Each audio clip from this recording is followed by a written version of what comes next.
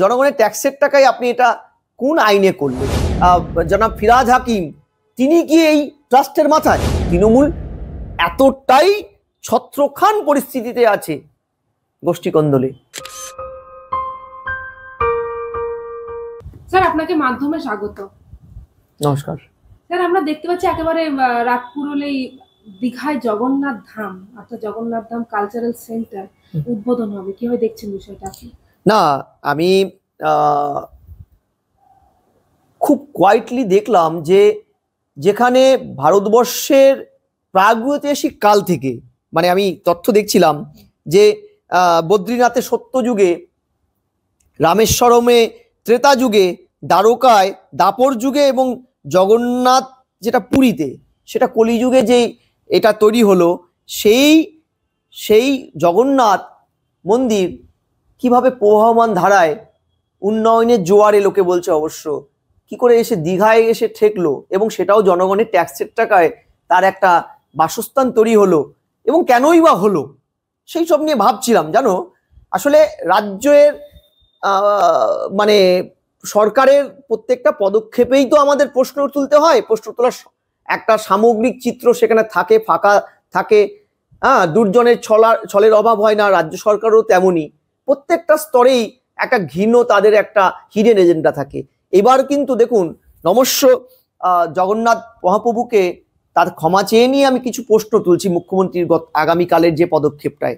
প্রথম প্রশ্নটা হচ্ছে, আপনি তো নিজেই বলছেন, আপনার দলও বলছে ভারতবর্ষ সেকুলার, তাহলে জনগণের ট্যাক্সের টাকায় আপনি এটা কোন আইনে করলেন?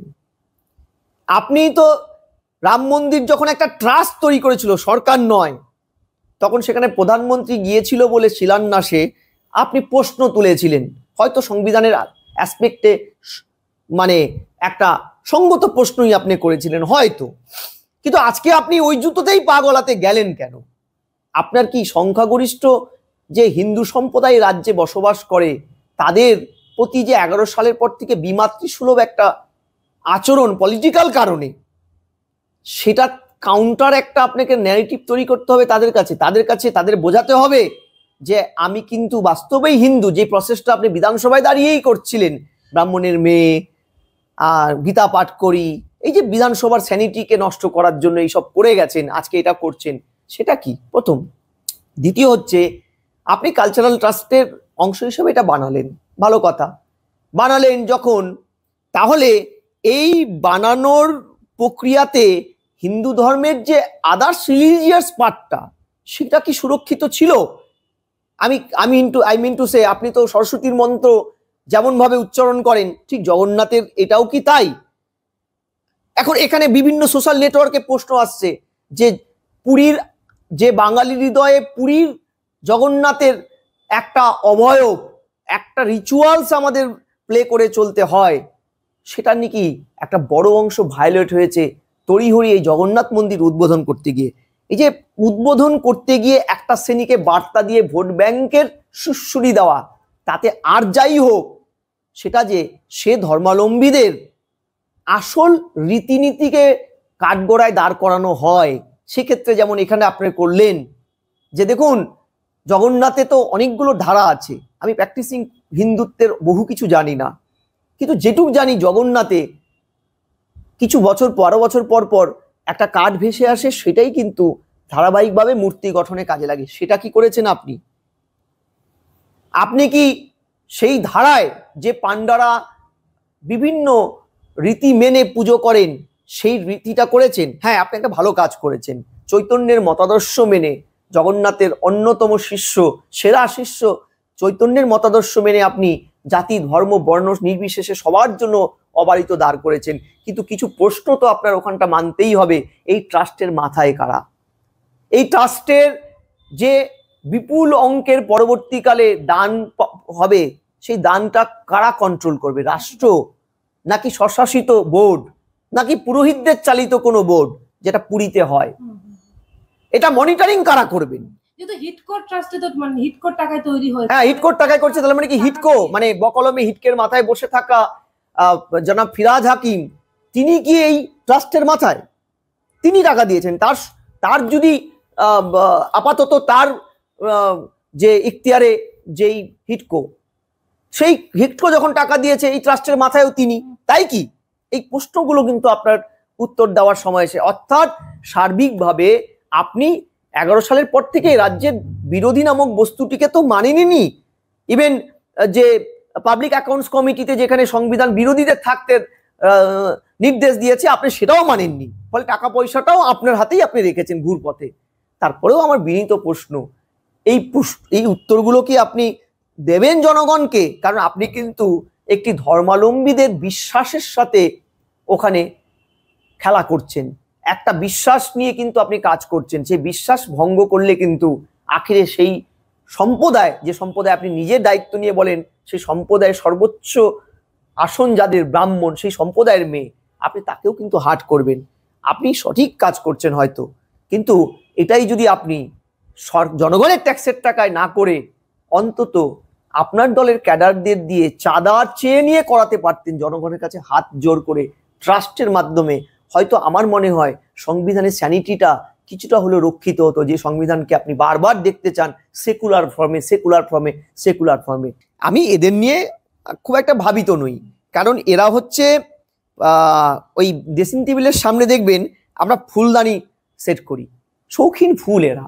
মানে জিত থাকবে না সুরকার, না না, জিত থাকুক, অভিজিৎ থাকুক, একেবারে সোহম চক্রবর্তী থেকে শুরু করে হ্যাঁ আমাদের নায়করাও থাকবে, থাকবেন, আমাদের থাকবে। পাগলু ড্যান্সের জনক দেবও থাকবেন, থাকুক। আচ্ছা, এরা থাকলে পরে মানুষের কি আসে যায়? এদেরকে স্টেজে তুলে নিয়ে এই মানে জগন্নাথ মন্দিরের উদ্বোধনে এদেরকে নাচানাচি করালে হিন্দু ধর্মের উদ্ধার হয়ে যাবে? জগন্নাথ পুরী ছেড়ে উন্নয়নের জোয়ারে এখানে পার্মানেন্ট শিফট হয়ে যাবে? কিংবা 26,000-এর চাকরি যে চলে গেছে তারা রাজপথে, তাদের চাকরিটা ফিরে আসবে? আপনি বলতে পারেন? আচ্ছা, যদি এটা করে আপনার সেই 26 জন মধ্যে একজন ওখানকার স্থানীয় মানুষ আর বাকি 25 জন হিন্দুর যে শুধু ধর্ম হিন্দু হওয়ার জন্য খুন হলেন, তাদের প্রাণটা ফিরে আসবে? নাকি অধিকারীর পরিবারের বিতান অধিকারী ফিরে আসবেন, তার সন্তানটি পিতা হারা হয়েছেন, অনাথ হয়েছেন, তিনি তার অনাথ নামটা গুজবে? কোনটা সত্যি? আমি বলছি এদের এই মানুষগুলো ঝাঁকের কই। আজ যদি এই জগন্নাথ মন্দির উদ্বোধন তৃণমূল শাসক তাদের ডেকেছে, তারা চলে গেছেন, পয়সা নিয়েছেন, কেউ নেয়নি, কেউ আগামীতে এমএলএ হওয়ার টিকিটটা পাবেন বলে নাচানাচিটা বেশি করবেন, এটা করবেন। কাল যদি, আমি মনে প্রাণে চাই সেটা যেন না হয়, কাল যদি এমন অনুষঙ্গ তৈরি হয় যে আদালতের রায়ে বা কিছুতে এই মন্দিরটা আপনাকে মতো সরাতে হয়, এই সরানোর জন্য যদি একটা অনুষ্ঠান হয়, তখন যদি অন্য কোনো দল থাকে তারা ডাকলে ওই মন্দিরটা সরানোর অনুষ্ঠানেও এরা গিয়ে সেই দলের হয়ে মুখ দেখাবে।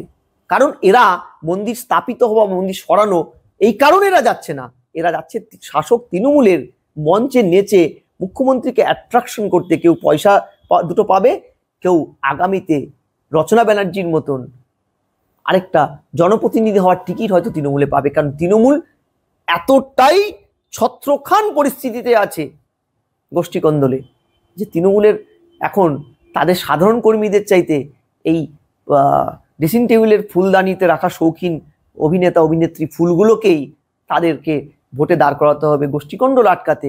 যদিও আমরা সবাই জানি এই শৌখিন ফুলেরা আপনার আমার জন্য কিচ্ছু করবে না, হয়তো খুব জোর হলে পার্লামেন্টে বা বিধানসভায় 100 দিনে 7 দিন যাবে, একটা প্রশ্ন করবে না, পিছনে বসে থাকবে। জনগণের স্বার্থে কোনো আন্দোলনে এদের দেখা যাবে না। ঠিক যেমন ওয়াকাপে সেলিব্রিটি অভিনেতা এমপি 3 বারের সাংসদ দেববাবু কিন্তু ভোটের দিন থাকেননি শতাব্দী আরেক ফুলদানির ফুল থাকেননি, ঠিক আছে? অথচ রাজ্য জুড়ে ওয়াকাপ সংশোধনীর বিরুদ্ধে তৃণমূলের আন্দোলন আমরা সবাই দেখতে পেয়েছি। এই দেখুন, এই যে জগন্নাথ মন্দিরটা হঠাৎ তুলে আনতে হলো, 4টে ধাম জগন্নাথ, পঞ্চম ধাম কোনো শঙ্করাচার্য আনলেন না, কোনো দৈব স্বপ্নের আসেনি, প্রতিষ্ঠিত হয়নি, মমতা ব্যানার্জির মনের স্বপ্নের খেয়ালে তিনি করলেন। এটা কি নিতান্তই তার ব্রাহ্মণের সন্তান, হিন্দুর গীতা পাঠ করতো, তার পিতা স্বাধীনতা সংগ্রামী, এই তাড়নার থেকে এসেছে? একদম নয়। পশ্চিমবঙ্গে 11 সালে ক্ষমতায় আসার পরে তার পলিটিক্যাল কৌশলের বলি হয়ে এ রাজ্যের একটা বড় অংশের সংখ্যাগুরু হিন্দু সম্প্রদায়ের মানুষের মধ্যে যে তার প্রতি একটা ভীতি জন্মেছে, শেষ ভীতিটা জন্মানো হয়েছে মুর্শিদাবাদের ঘটনার পরে, তার নিষ্ক্রিয় থাকাটা আরো দ্বিগুণ তিনগুণ বাড়িয়ে দিয়েছে ভীতি। সেই ভীতির থেকে ভোটটা যেভাবে শিফট করে গেছে, উনি বুঝেছেন যে 33% থেকে 35% ভোটটা তার কাছে থাকলেও সংখ্যাগরিষ্ঠ ভোটটা যেহেতু একটা বড় অংশে ভেঙে গেছে, অশনির সংকেত। কারণ লাস্ট নির্বাচনে বিপুল সাফল্যের পরেও কিন্তু 24-এ তিনি প্রধান বিরোধী সাপেক্ষে তার ভোটের ডিফারেন্সটা ছিল মাত্র 7%।